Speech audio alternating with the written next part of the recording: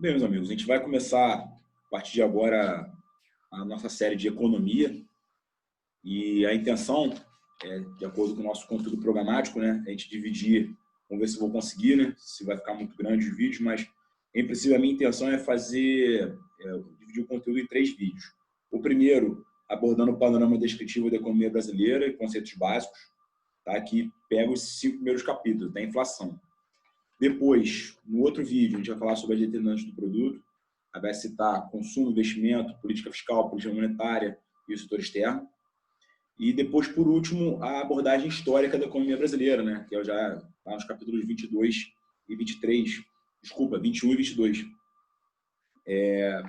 que faz mais aquela parte de regulação, cuidados para práticas anticoncorrenciais e tudo. Então, isso vai ficar para o vídeo final. Tá? Então, ver se eu vou conseguir dividir em 3 vídeos. Se eu reparar que vai ficar muito grande, aí eu paro um vídeo para começar um outro, e aí não fica tão enfadonho assim, tá bom? Então, para a gente começar, nesse primeiro vídeo, como combinado, a gente vai falar sobre o panorama descritivo da economia brasileira, tá? E alguns conceitos básicos que são essenciais para a gente poder entender o que vai vir depois aí, quando a gente for falar realmente dos agregados macroeconômicos, tá? Então, assim, a nossa bibliografia é do professor Patrick Gremot. Ele é professor doutor na Faculdade de Economia Aplicada, tá, de São Paulo. Também é titular, professor titular na Faculdade de Medicina de Ribeirão Preto. E a abordagem dele, a gente nota no livro, que é uma abordagem mais keynesiana. Tá? Eu vou falar sobre isso com mais calma durante o decorrer dos vídeos. Mas, assim, na prática, existem 2 ramificações claras assim, de abordagem da economia. Né? Você tem uma abordagem mais liberal, né, com Hayek, e você tem uma outra abordagem um pouco mais intervencionista, né, protagonizando mais ali o papel do Estado, que é a abordagem keynesiana, tá? De John Maynard Keynes. Então, assim, ele traz esses conceitos mais keynesianos, e então, assim, a gente nota no evoluir ali das argumentações dele no livro, sempre aquela ideia, né, aquele viés ali de como é que o Estado atua no sentido de trabalhar aquela questão da melhora das condições macroeconômicas gerais, né? Então, assim, questão ligada ao incremento, né, ao aumento dos níveis de emprego, estabilização dos preços, equilíbrio das contas externas, crescimento e desenvolvimento econômico. Tá? Então, como é que o Estado atua nisso? Tá? A visão de Hayek, né, ela já é uma visão mais ligada a um Estado menor e como é que o Estado ele vai se regulando para poder atender todos esses quesitos que eu falei. Tá bom?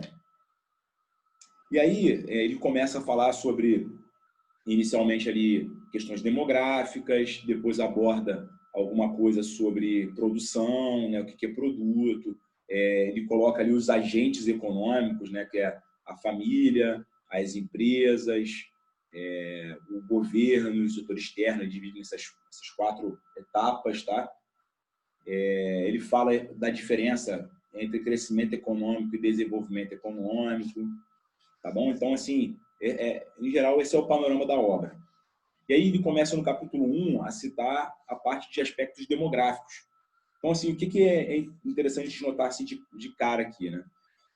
A gente tem a nossa população do país e a nossa população tem faixas etárias variadas, né? Então, de uma maneira geral, isso aí influencia diretamente em uma série de políticas governamentais, tá?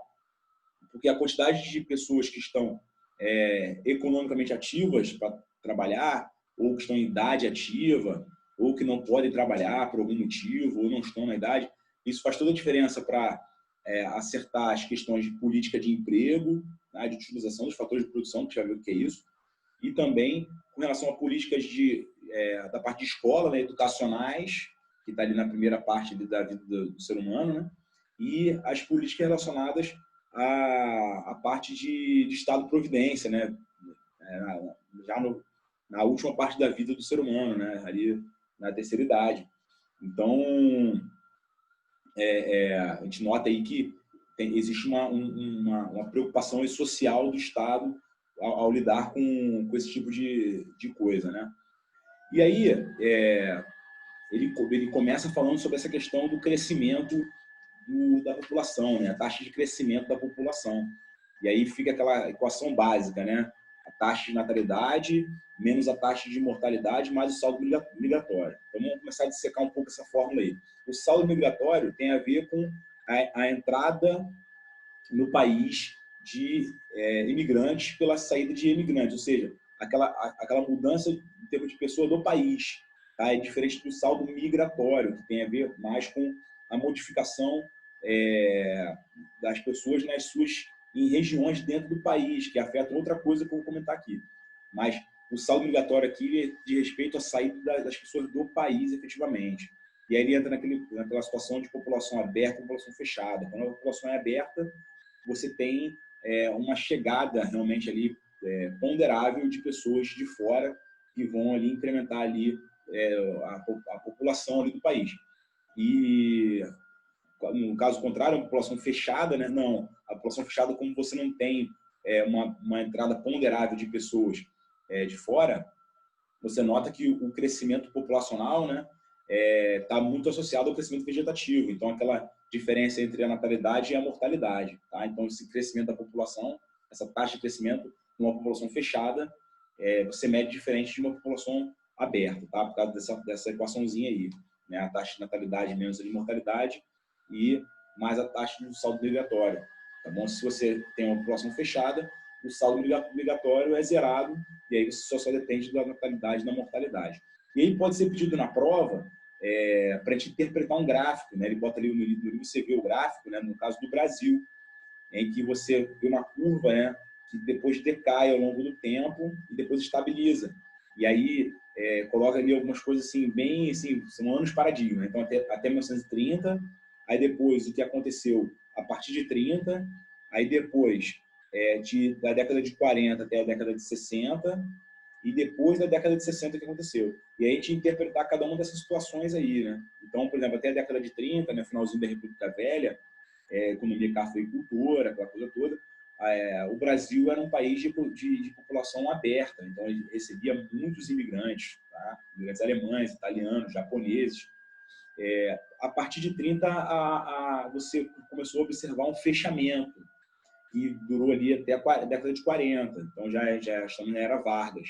E aí, entre as décadas de 1940 a 1960, você nota que ocorreu esse fechamento, né, da população, a taxa de crescimento, ela, na verdade, houve um grande aumento, fruto de explosão, que gerou uma explosão demográfica associado à melhora das condições sanitárias e de medicina. Então, isso fez com que a taxa de mortalidade diminuísse, que a longevidade aumentasse e, ao mesmo tempo, a taxa de natalidade ela se manteve mais ou menos ali igual era antes. Então, assim, houve uma explosão demográfica nesse período de 40 e 60, que coincide com um grande período de desenvolvimento do país, com industrialização de base, né, o aparecimento das siderurgias, da metalurgia, né, das indústrias de bens de consumo. A gente vai lembrar ali da Companhia Siderúrgica Nacional, lá em 41, com Vargas.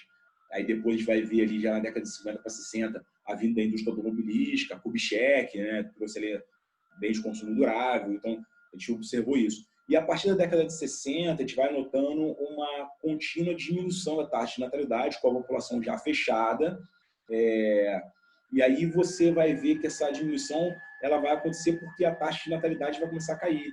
Né? Então, a entrada da mulher no mercado de trabalho, a melhora das condições socioeconômicas, métodos contraceptivos, tá? Tudo isso aí foi dando condições para que a taxa de natalidade fosse caindo, e aí, com isso, a taxa de crescimento populacional também decaísse, tá certo?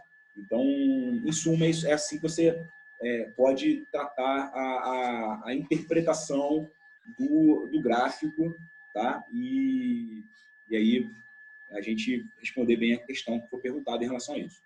Uma outra coisa que pode ser trabalhado também, já associado com o conselho que nós vamos ver no capítulo 4, que tem a ver com o emprego, é a parte de razão de dependência. Tá? Então, o que é a razão de dependência? É você pegar os dependentes, que teoricamente aqui pela teoria do livro toda a população que está abaixo de 15 anos, acima de 65 anos, tá? E dividir pela população que está entre essa faixa de 15 a 65, tá? A hora que você divide isso, a gente tem aí o conceito de razão de dependência, tá bom? Não confundir, isso é importante, com a população em idade ativa, que ele considera aquela população acima de 10 anos, tá? Então, uma coisa é razão de dependência e outra coisa é PIA, tá? População de idade ativa, que a gente vai ver lá na frente, no capítulo 4. Tá certo? Então, assim, por que isso é importante? Porque em cima dessa razão de dependência, a gente consegue checar uma série de coisas, né? A gente consegue ver, por exemplo, panorama com relação a investimentos em educação, se eu tenho uma população de jovens muito grande, eu consigo checar qual é em termos de sustentabilidade, né, da população que está trabalhando, né, que está ali de fato de 15 a 65 anos, para poder sustentar os mais velhos, tá, também, a questão das pensões, das assistências, tá? Se eu tenho uma população idosa maior, eu sei que vou ter mais gastos, né, com relação a essa parte toda aí de benefícios e pensões, tá? Então, essa preocupação traduz nisso aí, tá bom? Então, essa questão de compensação, esse trabalho de compensação. Só uma questão, né, que eu cheguei a dar uma pequena iluminada, é a parte de migrações internas, tá? Então, assim, como eu falei, né, o saldo migratório, né, que é aquela diferença, né, entre a saída e a entrada de pessoas do país vindo de fora, de dentro para fora e fora para dentro, reflete na taxa de crescimento populacional numa população aberta. Mas no caso do Brasil, que hoje é uma população fechada, a gente tem mais, hoje no Brasil, migrações, tá? Ou seja, movimentações internas do país, tá? De uma região para outra, tá certo? E aí ele coloca que o êxodo rural, isso pode ser questão de prova, ele coloca que o êxodo rural foi o principal movimento migratório do século XX. Tá? Ele começou ali, já na década ali de 20 e 30, ali, durante aquele do auge da economia cafeicultora, né? E aí ela ganhou bastante proeminência já na década de 40 com a industrialização do país, né? O Estado desenvolvimentista. Tá? Então, a gente vê aí um grande êxodo, digamos assim, né? Assim, a palavra é essa mesmo, né? Uma grande movimentação de pessoas vinda principalmente do Nordeste para o Sudeste, tá certo? Então, você vê aí o êxodo rural gerando o fenômeno da urbanização, tá? E aí a urbanização também leva a reboque o fenômeno da metropolização, que é aquela junção de cidades ali, criando a metrópole, com mais de 1 milhão de pessoas, tá? É só diferenciar porque urbanização e metropolização não é a mesma coisa, embora sejam conceitos assim, bem correlatos, não é a mesma coisa, isso pode ser trabalhado na prova, tá bom? Então, assim, a gente nota, né, que o êxodo rural foi o principal movimento populacional que esteve ali, uma migração interna de grande monta, né? E, além disso, a gente nota que também no século XX houve também movimentos populacionais ligados às fronteiras agrícolas, tá? Inicialmente, as fronteiras agrícolas estavam associadas ao sul do Brasil, tá? Então, a gente vê aí um aumento, né, um espraiamento ali de pessoas que saíram ali do Sudeste, né, de outras áreas, para ir para o sul do Brasil, né, para se dedicar à agricultura, à pecuária, tá? E aí, no momento que as terras do sul do Brasil foram já praticamente todas utilizadas, essa movimentação começou a se modificar, tá? Já na década de 70, mais ou menos, essa movimentação começou a ir para o centro-oeste, talvez até um pouco também, né, magnetizada pela questão de Brasília, né, que apareceu ali em 1960. Então, assim, a gente vê também essa movimentação do sul para o centro-oeste. E depois disso, já um pouco mais para frente, né, década de 80, a gente vê ali uma movimentação da população para aquela região ali na borda da Amazônia. Ali. Então, a gente vê ali o povoamento ali daquelas áreas de alta floresta, Rondônia, tá? Aquela parte de Carajás, né? Bem ali, ali no limite ali das franjas amazônicas ali, tá? E isso aí demonstra, inclusive, que o processo de movimentação aí de fronteiras agrícolas está atingindo já a região norte do país. Isso justifica aí esse aumento de desmatamento que a gente vê hoje aí, queimada, essa coisa toda aí que vem nos últimos aí 15 anos, vem aumentando de maneira considerável. está bem relacionada com essa movimentação aí, relacionada a fronteiras agrícolas, tá? Então, é um fenômeno bem recente e que ainda vai trazer algumas consequências aí para o país, tá certo? Bom, agora passando para o capítulo 2, eu queria tratar aqui de contabilidade nacional e agregados macroeconômicos, tá? Então, assim, essa parte de contabilidade nacional é interessante ter o seguinte, que, na verdade, é um instrumento, tá? A contabilidade nacional é um instrumento que você consegue aferir, né? Checar as atividades econômicas de um país, tá? Então, a contabilidade nacional serve para isso, tá? Você vai checar como é que se dá essas múltiplas transações, tá legal? E aí isso é feito, né, utilizado um conceito contábil, né, chamado de partidas dobradas, que é basicamente utilizado para tudo, né, para as contas internas, contas externas, que é basicamente o que sai, né, é débito, você bota o sinalzinho de menos ali, o que entra é crédito, você bota o sinalzinho de mais, tá? E no final você coloca ali em xeque uma com a outra para você verificar um saldo ali, tá? Assim funcionam as partidas dobradas. Tá? E aí ele passa a fazer aqui algumas definições. Então, ele começa com a definição de produto, né? E aí eu vou abrir um parênteses aqui para falar uma coisa que é essencial para a gente poder entender essa questão.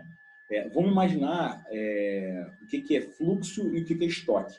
Tá? Então, imaginando ali uma caixa d'água. Tá? Então, a caixa d'água, ela estoca água, uma caixa d'água de 1.000 litros. Né? Então, ela estoca 1.000 litros de água ali. E aí, eu tenho um cano que sai da caixa d'água e traz água para minha casa. Se eu consumir durante intervalo de 1 hora, eu consumir essa água toda, eu tenho um fluxo de 1.000 litros hora, tá certo? Esse é o fluxo. Se eu, por exemplo, demorar 4 horas para consumir isso, eu tenho um fluxo de 250 litros hora, tá? Então, assim, você tem um estoque e você tem um fluxo. Por que eu estou falando isso? Porque, na verdade, o produto é uma grandeza de fluxo. Tá? Eu quero medir a quantidade que foi produzido num determinado período de tempo. Tá certo? Só faz sentido eu checar isso olhando o período de tempo. Não faz sentido eu olhar uma coisa isolada. Tá? Então, assim, por isso que a gente nota, por exemplo, o PIB do Brasil em 2020 foi de tanto. Tá? Por que isso? Porque foi tomado como medida padrão 1 ano, tá certo? De forma que fosse medido o fluxo de produção durante esse 1 ano, tá? E durante esse 1 ano se checa ali tudo que foi produzido. Tá? E esse tudo que foi produzido, tá? É o produto. Tá certo? Então, assim, grosso modo é isso aí. Então, é importante a gente começar a entender essa diferença, tá certo? Então, do produto. Então, vamos lá. Primeira coisa, produção.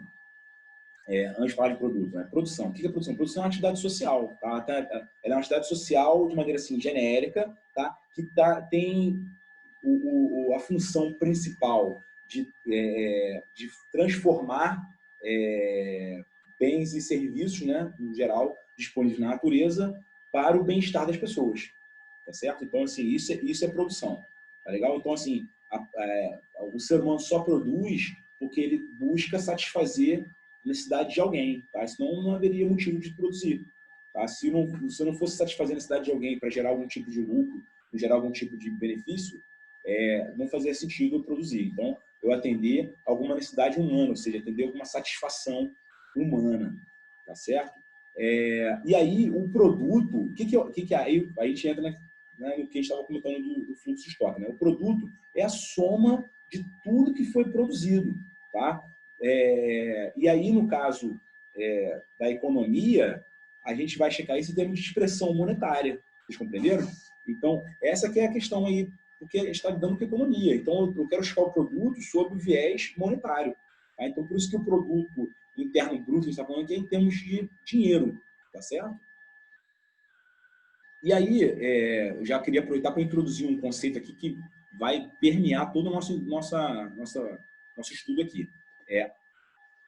O crescimento do produto em si, você olhar como o produto está crescendo ao longo do tempo, você vai, com isso, checar o crescimento econômico, tá certo? É diferente de desenvolvimento econômico, tá? Essa ideia do crescimento, ela tem uma certa lógica com o desenvolvimento, mas não são ideias iguais, tá certo? No momento que eu tenho crescimento econômico e ele atuando de maneira conjunta ali com atendimento de melhoria da qualidade de vida das pessoas, melhoria de indicadores socioeconômicos, tá? No geral, aí sim eu tenho desenvolvimento econômico, tá certo? Então, assim, o crescimento econômico, digamos assim, é o fermento do bolo, é o bolo crescendo ali, ficando grandão. E o desenvolvimento econômico tem mais a ver com a partilha do bolo de maneira equânime, tá? Isso aí me dá a questão do desenvolvimento econômico. Por que isso é importante? Porque a partir dele eu vou conseguir checar, por exemplo, que um país tem um PIB grande, não necessariamente um país desenvolvido. A gente compara, por exemplo, o PIB do Brasil e o PIB da Suíça, né, que até o livro utiliza como exemplo, a gente vê diferença gritante de desenvolvimento entre o Brasil e a Suíça. Por quê? Porque muito embora o PIB, né, o produto, né, soma de tudo das riquezas produzidas pelo país, seja maior do que o da Suíça, na prática, nós não somos um país mais desenvolvido que a Suíça, porque a Suíça ela possui níveis melhores de distribuição de renda, indicadores socioeconômicos mais bem colocados, né, desenvolvimento humano muito assim no Brasil. Então, esse é o dado interessante para a gente avaliar essa diferença de crescimento econômico e desenvolvimento econômico que pode ser trabalhado na prova. Tá certo? E aí, eu já falei então de produção, falei de produto, e agora vamos falar de fator de produção.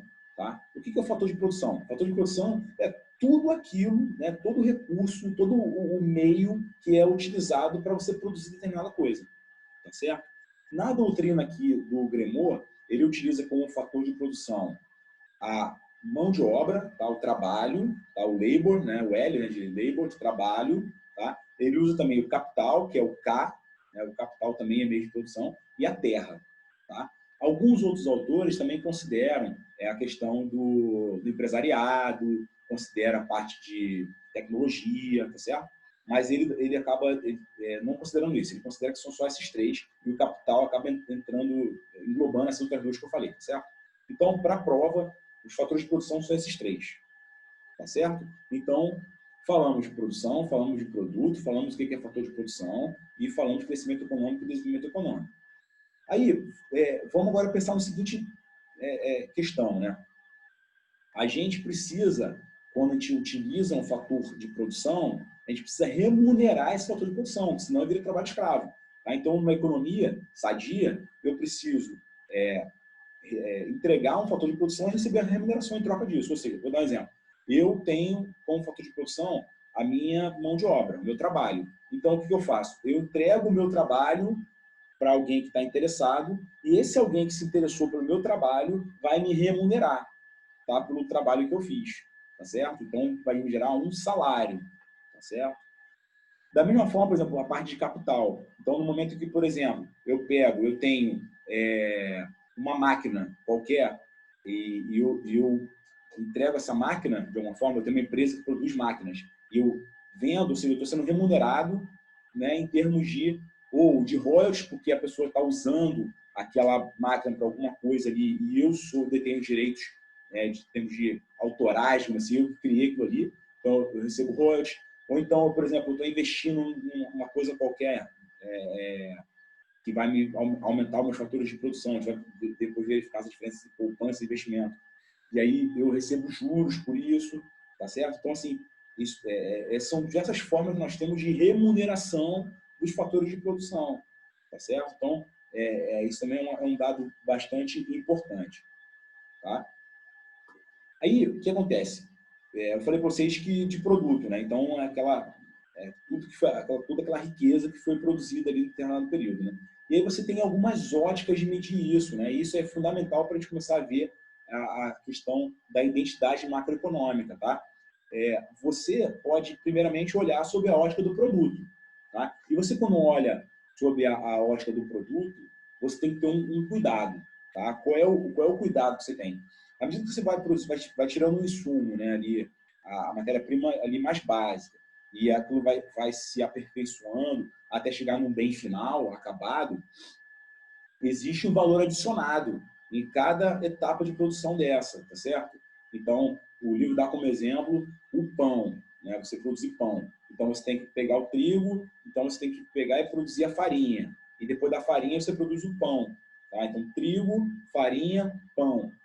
Então, assim, na hora de você medir o produto, né, a chamada ótica do produto, você tem que tomar o cuidado de olhar o valor adicionado, tá? Porque se você somar o valor do bem intermediário com o do bem final, você incorre no erro da dupla contagem, tá? E essa questão da dupla contagem, ela pode cair de duas formas na prova. Ela pode cair para falar sobre essa questão da ótica do produto, como eu acabei de explicar agora, do problema que se tem na hora de medir errado o produto ao você considerar valor adicionado e valores finais, tá?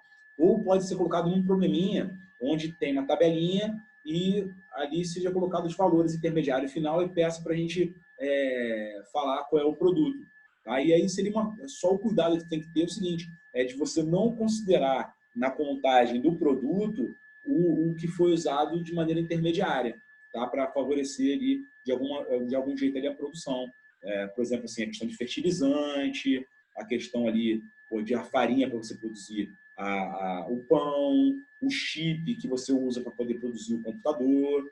Tá? Então, tem que tomar só esse cuidado para a gente não incorrer nesse erro conceitual, tá? Da lógica e do valor adicionado. Tá? Então, na hora que você olha o produto em si, você está preocupado, né, em checar o valor bruto do produto, ou seja, o valor final. Tá certo? Se você quiser medir por intermediário, você tem que somar os valores intermediários. Mas você não pode somar valor intermediário com valor final, porque senão você vai estar incorrendo no problema da dupla contagem. Tá certo?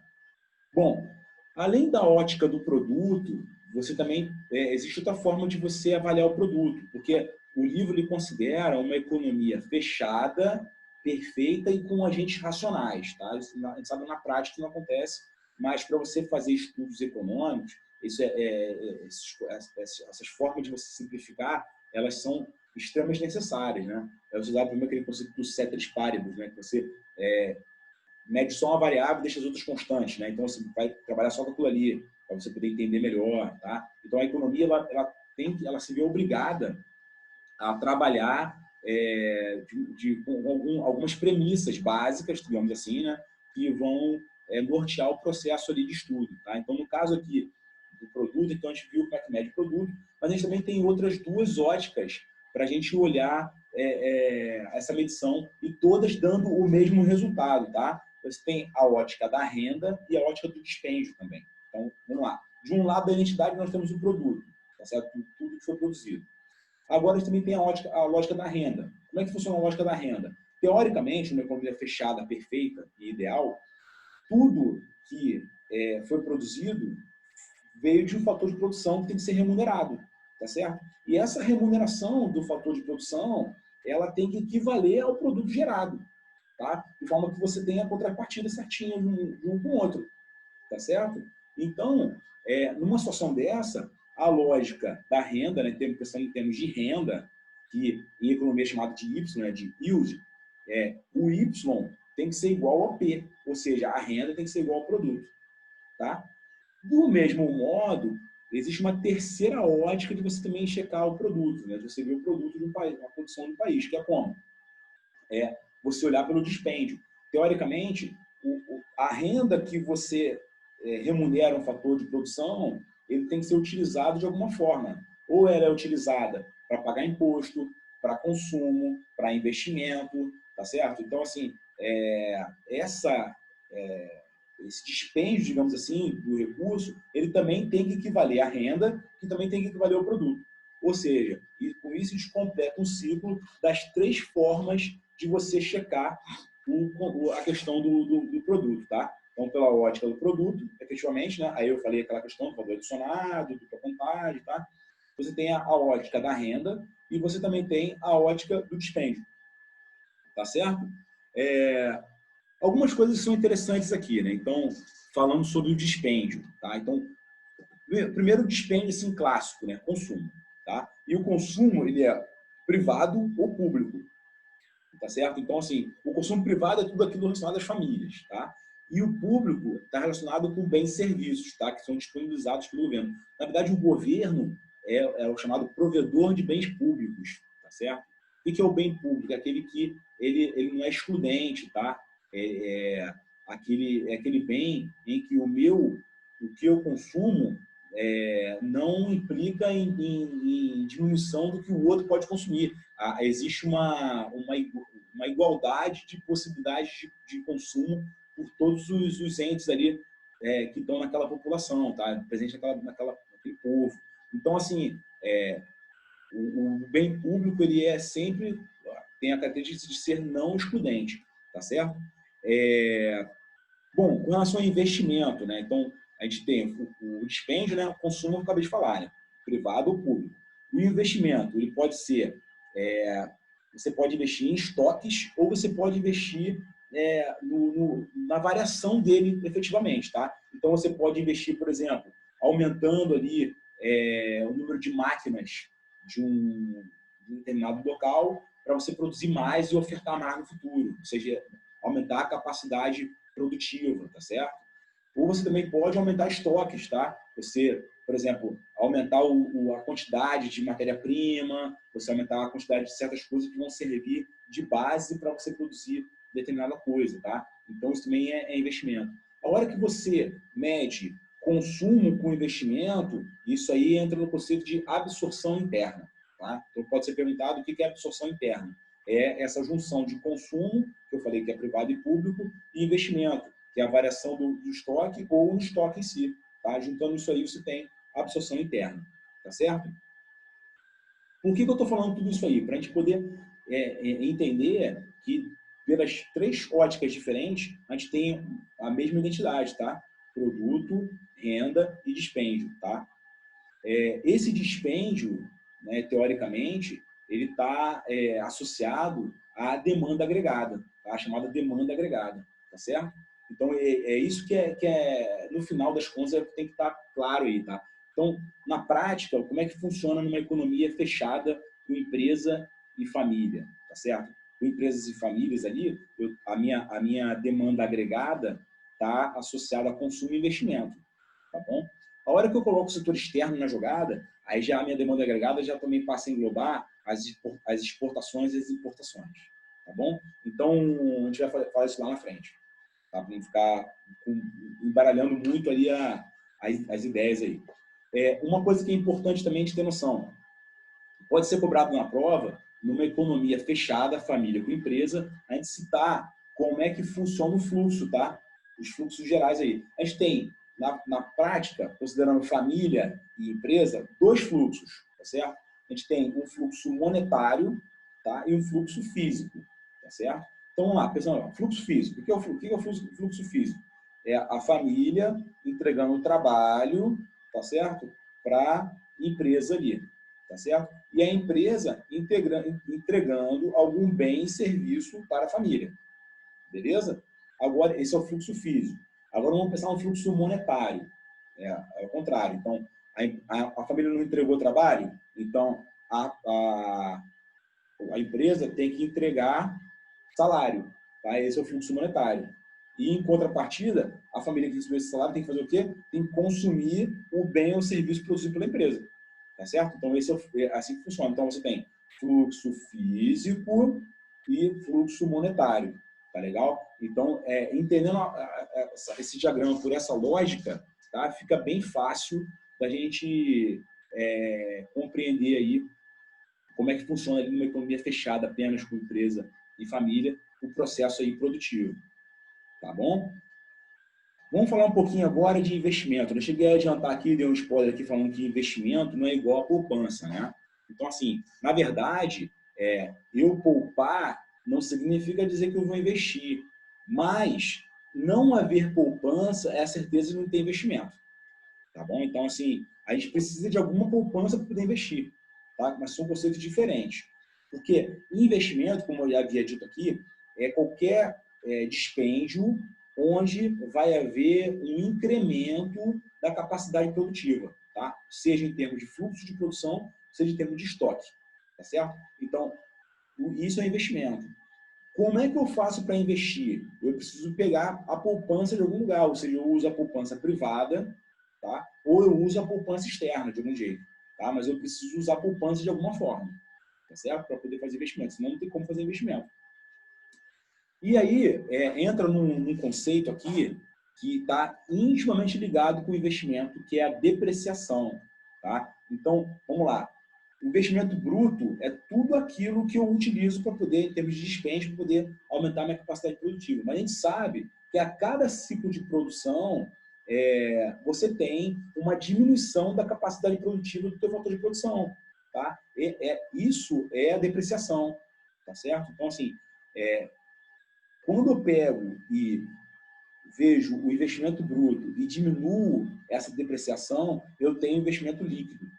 Tá certo? O que, de fato, está entrando ali em termos de aumento da capacidade produtiva. Porque uma parte do investimento também tem que existir para poder compensar o efeito da depreciação. Tá certo? Porque, senão, você não estaria considerando ali o fato de você, a cada ciclo produtivo, ter uma diminuição da capacidade produtiva. Tá certo? Então, esse conceito de depreciação está ligado à questão do bruto e do líquido. Tá? Então, isso que é o mais importante. Por que eu estou sendo bem enfático nisso? Porque existem algumas formas diferentes de você checar isso. A gente vai ver, por exemplo, a gente começou agora com o bruto e o líquido, falando, né, da depreciação. Depois a gente vai falar aqui do custo de fator do preço de mercado. E a gente vai entrar com a questão de tributação. E depois a gente vai falar com relação a nacional e interno, que aí a gente vai estar mais ligado, né, à renda líquida enviada ao exterior. Tá? Mas vamos por partes, tá? Para a gente não ficar misturando muitos conceitos. Tá? Agora, a ideia é a seguinte, vamos incluir, até agora a gente foi assim, mais, digamos assim, enfático com família e empresas. Então, agora eu queria incluir um novo agente macroeconômico aqui, tá? Que é o governo, certo? E aí o governo tem um papel, como eu falei para você, né? Um papel primordial no pensamento de Keynes, tá? Então, porque o governo ele é o verdadeiro agente estabilizador, né, do mercado, tá? Porque o mercado não age de maneira desigual com os agentes. Tá? E aí, o que é o governo? Né? O governo é o provedor de bens públicos. Né? Nessa visão bem, assim, grosso modo, né? Ele é o provedor de bens públicos, que é aquela coisa que eu falei, né? São bens não excludentes. Tá? Então, esse que é o grande lance daqui. Né? E aí, como é que o governo consegue me entregar esses bens públicos, né? Que são colocados na Constituição de maneira geral ali, né? A parte de saneamento básico, energia, segurança, relações internacionais, tá? Tudo isso aí são, digamos assim, bens públicos, digamos assim, que são entregues pelo governo para a gente, para o nosso benefício, tá? E são não excludentes, tá? Como é que o governo ele consegue dinheiro para poder prover isso? Ele precisa de quê? Ele precisa de arrecadação, ele precisa de impostos, tá certo? Então, assim, à medida que o governo ele assume essa característica de prover bens públicos que, teoricamente, as empresas privadas não estariam dispostas a fornecer, porque eles são bens e serviços não excludentes, então, assim, o agente que está pagando por ele não estaria disposto a falar o quanto que estaria disponível para poder gastar com isso. O governo ele toma as rédeas e precisa se financiar, ou seja, as pessoas vão pagar um imposto, ou seja, foi criado um mecanismo ligado à parte fiscal para que eu pudesse pagar determinado valor e financiar o governo. Tá? E aí o governo ele tem digamos assim, essa receita dele, né? Ele ganha essa arrecadação e ele vai gastar para prover o bem público. Tá certo? Então, assim, a gente tem o T é de tax, né, de imposto, e a gente tem o G, tá, de gasto, tá, gasto governamental. Então, assim, o tempo todo a gente vai ver essa diferença aí do T e do G, tá? Do que é arrecadado e do que é gasto. Por quê? Porque o governo ele tem arrecadação de forma direta ou indireta. A gente vai ver que existem impostos diretos, que são aqueles que incidem diretamente sobre quem está ali pagando, né, um imposto qualquer, e existem impostos indiretos que incidem na mercadoria de quem está comprando. Então, vou dar um exemplo para vocês. O IPI. O IPI ele incide ali, por exemplo, num carro. E aí ele vai aumentar o valor ali do carro ali que a pessoa vai comprar o carro. Ou seja, eu não pago diretamente o IPI. mas eu estou pagando indiretamente ele porque eu estou comprando um carro e ali está agregado ali o IPI. Tá? Então, esse é o imposto indireto. E o imposto direto, vou dar um exemplo para você, é o imposto de renda. Tá? Então, o imposto de renda é um imposto onde eu pego, baixo ali o programa da Receita Federal e pago ali meu imposto ali, é o imposto direto. Tá certo? Então, essa é a grande diferença. E aí, existe os impostos, né, indiretos. Existe assim, desculpa, existe a contrapartida, tá certo? Como é que existe essa contrapartida do governo? Ora, o governo subsidia algum produto, tá? E aí isso age como imposto indireto negativo, tá? Por que negativo? Porque o governo está devolvendo alguma coisa ali, subsidiando no final da coisa. A gente sabe que o diesel no Brasil é subsidiado, tá? Então, o preço do diesel, o litro do diesel, deveria ser mais caro na bomba do que na prática ali o consumidor paga, tá?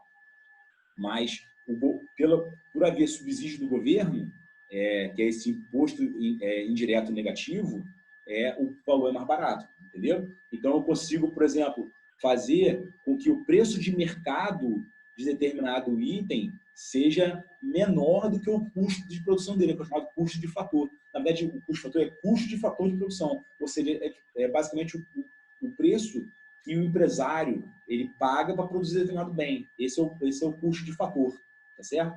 O que tem acima do custo de fator é gasto do empresário para poder pagar mão de obra, pagar... Desculpa, mão de obra está no custo de fator.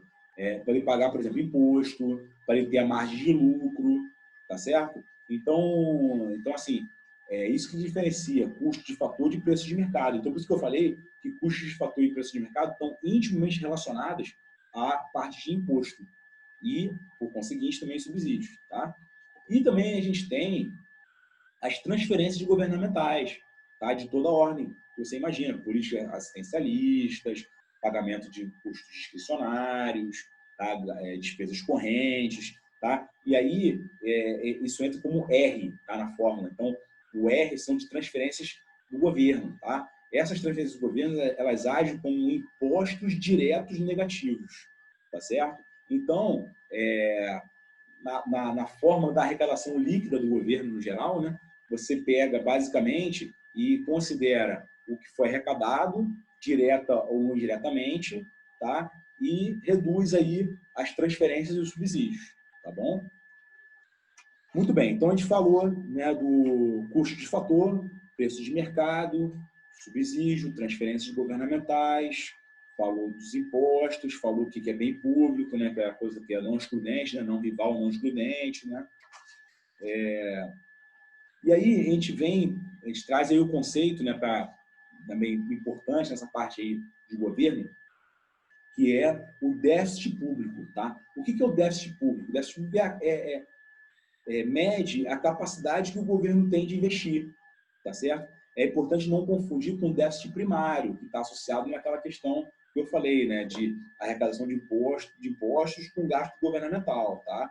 Isso é déficit primário, tá? É um conceito. Agora, o déficit público não. O déficit público está mais associado à capacidade de investimento do governo, tá? É basicamente a diferença entre o investimento do governo menos a poupança do governo, tá? Normalmente, em estados, considerando estados expansionistas, tá? Você tem déficit público. Isso quer dizer o quê? Que o governo ele está gastando muito, ele está com gasto, né, governamental está elevado de alguma forma, ou ele está investindo demais. O gasto ele influencia na renda, que influencia no produto, de uma forma mais rápida, tá? Então, você vê, por exemplo, assim, o governo quando aumenta ali, o plano Marshall, né? Quando coloca ali, por exemplo, essa assistência aqui para o vale, aqui, o vale do coronavírus, né? Então, isso aumenta o gasto do governo. Isso ele faz o quê? Ele coloca dinheiro na praça e isso aumenta o consumo das famílias, tá? Isso vai aumentar o produto, tá certo? Obviamente. Agora, ao mesmo tempo, isso vai gerar, no curto prazo, no curto e médio prazo, problema de insolvência do governo, porque o governo vai ficar com dificuldades de financiamento, tá certo? Ele vai precisar se financiar. Ou ele vai pegar títulos públicos dele e vai vender no mercado privado, tá certo? E aí, por exemplo, a pessoa física ou o mercado institucional vai comprar ali aquele título do governo, tá? E você vai financiar o governo vai pagar juros a você por isso, ou ele vai pegar esse título e vai vender para o Banco Central e vai imprimir dinheiro, tá?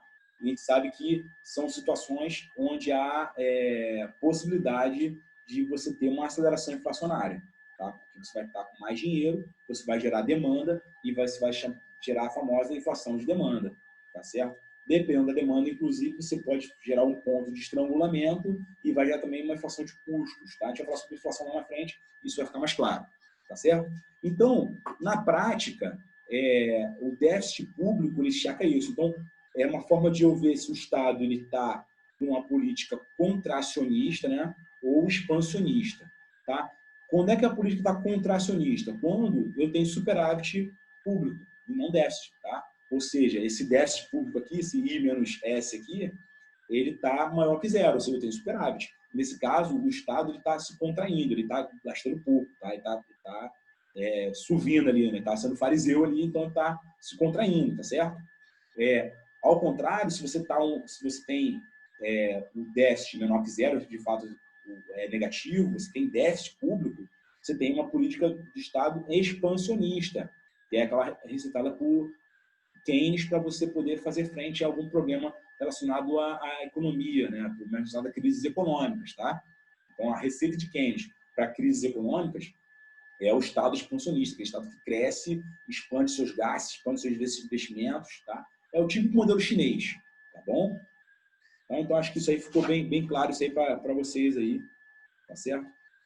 Bom, e para fechar essa ideia aí, né, no geral, eu queria tratar com vocês aí sobre o resto do mundo, tá? Então, assim, o resto do mundo, ele entra nessa situação junto, né, com um agente macroeconômico, um agente, no geral, né, macroeconômico, junto com família, empresa e governo. Então, você tem os quatro, né, se completa tudo.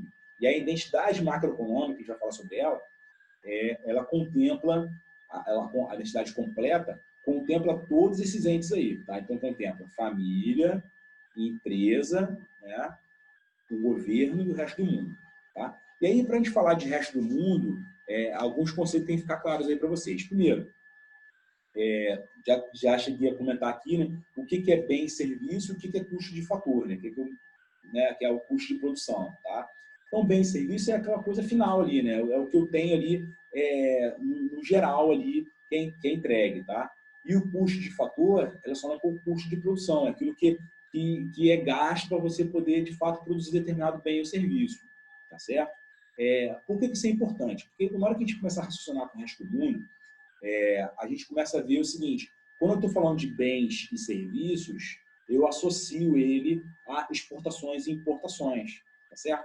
Quando eu estou falando de fatores de produção, não. Quando eu estou falando de fator de produção, está mais associado a questões de remuneração ali dos fatores em si, né? Custo dos fatores, ou seja, está mais associado àquela conta capital, né?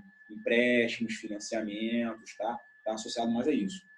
E aí, na hora de fazer a conta, a gente tem o PNB, tá? E você tem o PIB, que é o nacional e o interno, o Produto Nacional Bruto e o Produto Interno Bruto, tá? E qual é a diferença dos dois? A diferença dos dois está na renda enviada ao exterior e na renda recebida do exterior, tá?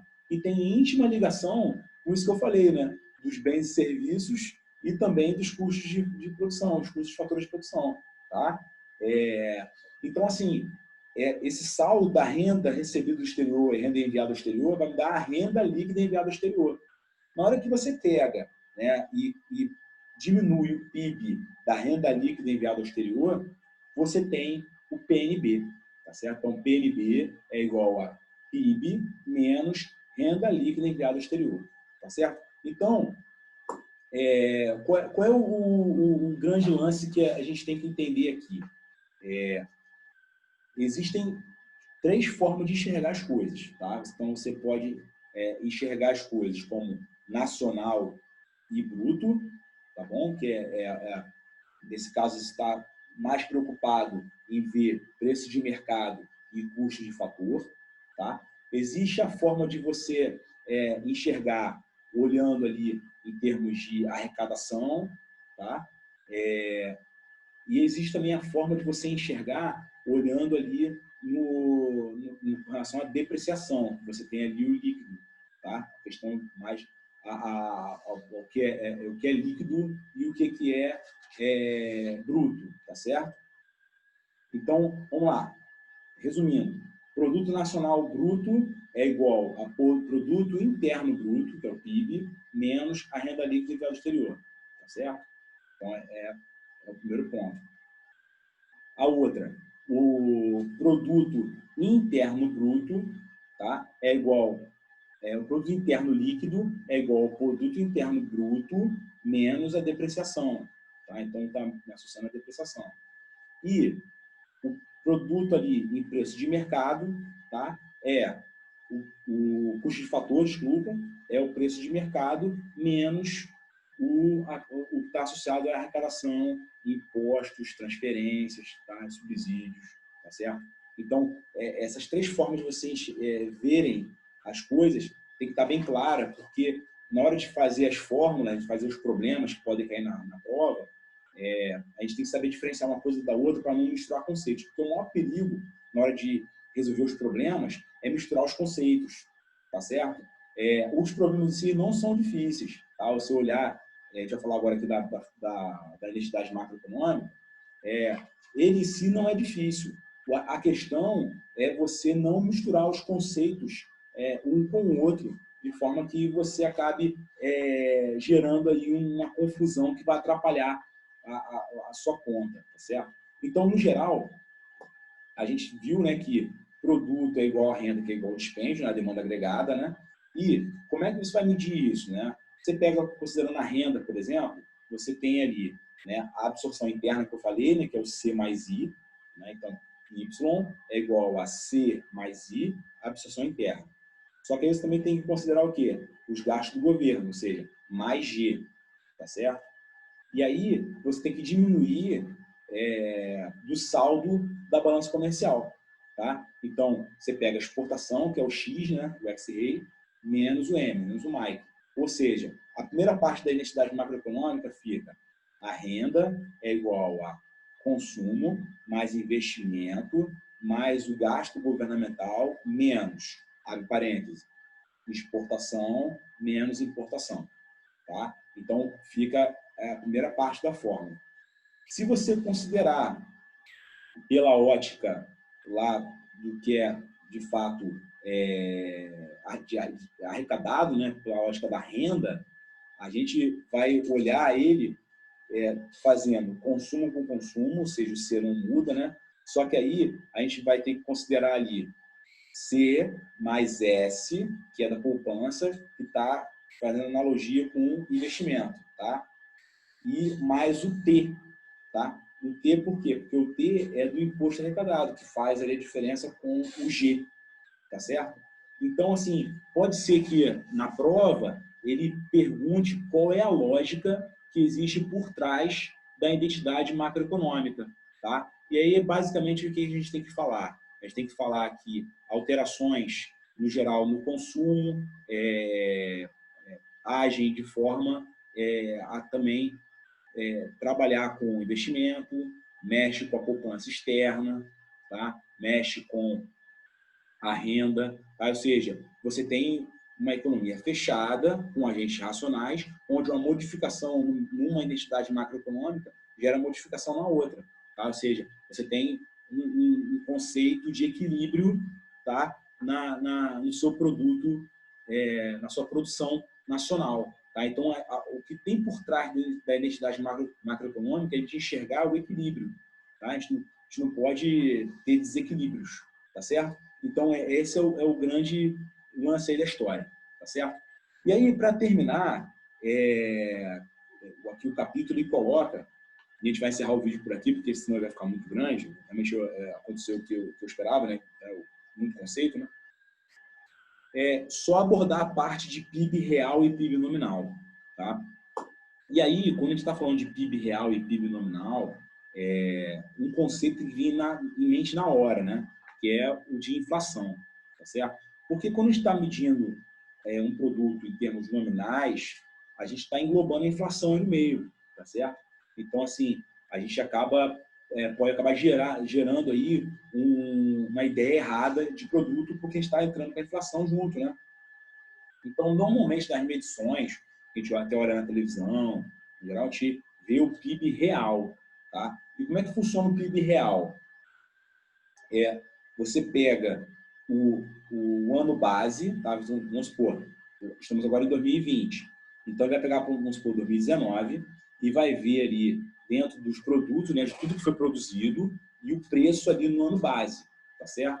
E ele vai pegar e vai multiplicar, né? Quantidade vezes o preço, quantidade vezes o preço, uma média de preço, obviamente, né?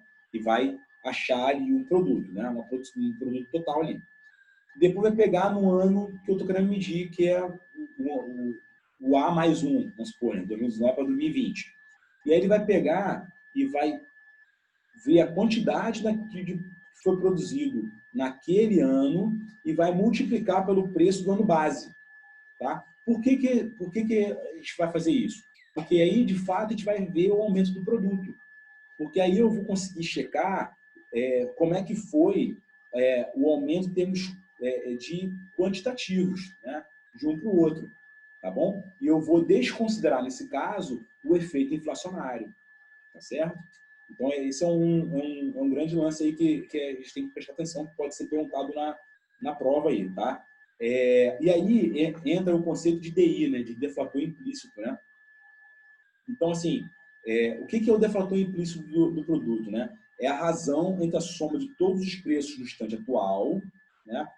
Multiplicado pelas quantidades do instante atual, e a soma de todos os preços do instante anterior multiplicado pela quantidade do instante atual, tá? Então, assim, na prática, é uma conta de divisão, né? Onde você vai pegar, né, a soma de todos os preços naquele instante atual multiplicado pelo instante atual, tá? E vai dividir pela soma de todos os preços, né, no instante anterior multiplicado pela quantidade atual, tá certo?